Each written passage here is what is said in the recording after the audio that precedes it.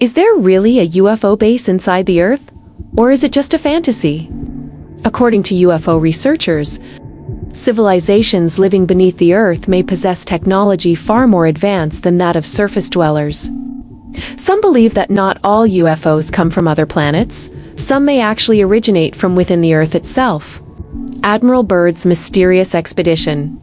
Perhaps the most fascinating account comes from Rear Admiral Richard Byrd, a legendary American explorer. Byrd claimed to have flown into the inner Earth and discovered a massive UFO base. In his diary, he described leading an expedition in February 1947 through the Arctic and into the Earth's interior, where he discovered extinct animals, lush vegetation, and a technologically advanced race he described as super beings. Byrd was born on October 25, 1888, in a prominent Virginia family.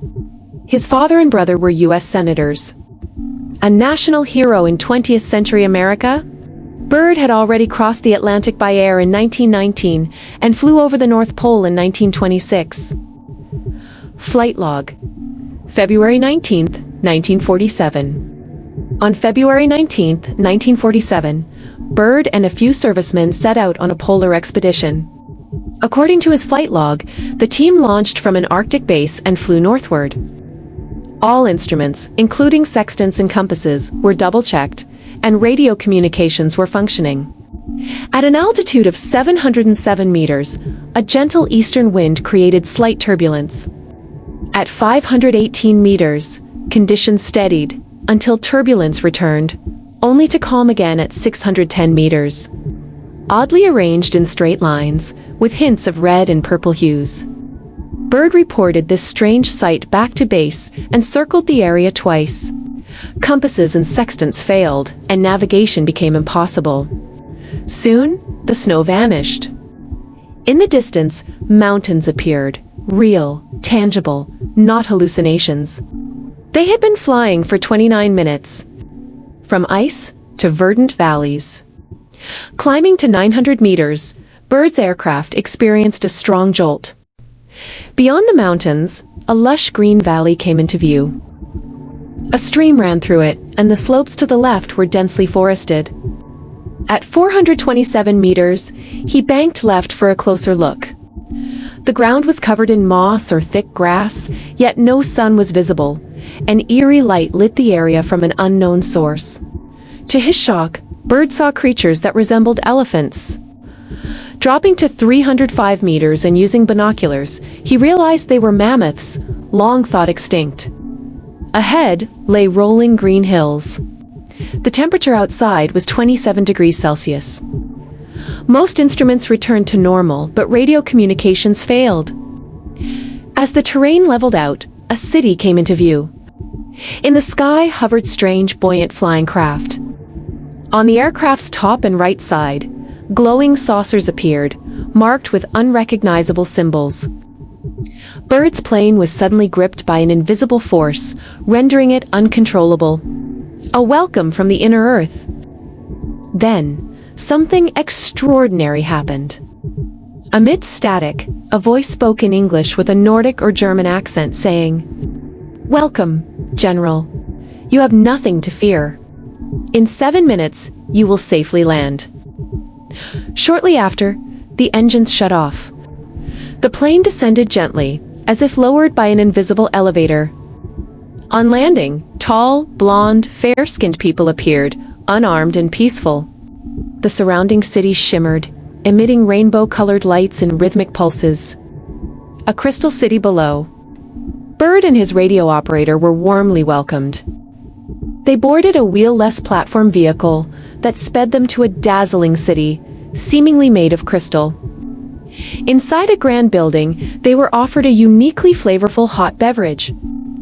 After 10 minutes, Byrd was separated from his companion and taken down in an elevator.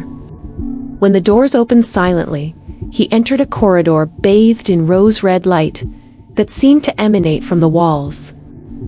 In front of a massive door inscribed with unknown characters, he paused. Inside was a room of such splendor that Byrd could only describe it with words like unprecedented. unbelievable, and indescribable. The beings he met spoke with melodious voices and explained why he had been invited. Welcome to Arianni. They revealed that their underground world was called Arianni. After the US dropped atomic bombs on Hiroshima and Nagasaki, the Arianni began to worry about humanity's destructive path. Though advanced in culture and technology by thousands of years, they had never intended to interfere in surface conflicts. But the use of nuclear weapons changed that. They sent envoys to the superpowers with a message. Humanity was on the brink of self-destruction. Unfortunately, their warnings were dismissed. Byrd's visit was their opportunity to pass this warning along, to help humanity avoid a dark future. They lamented that their ships were often met with hostility and attacked by military aircraft. They warned that a dark age was approaching, but promised that from the ruins a new world would be born. The Arianni hoped to assist surface dwellers in rebuilding civilization. A land of mystery.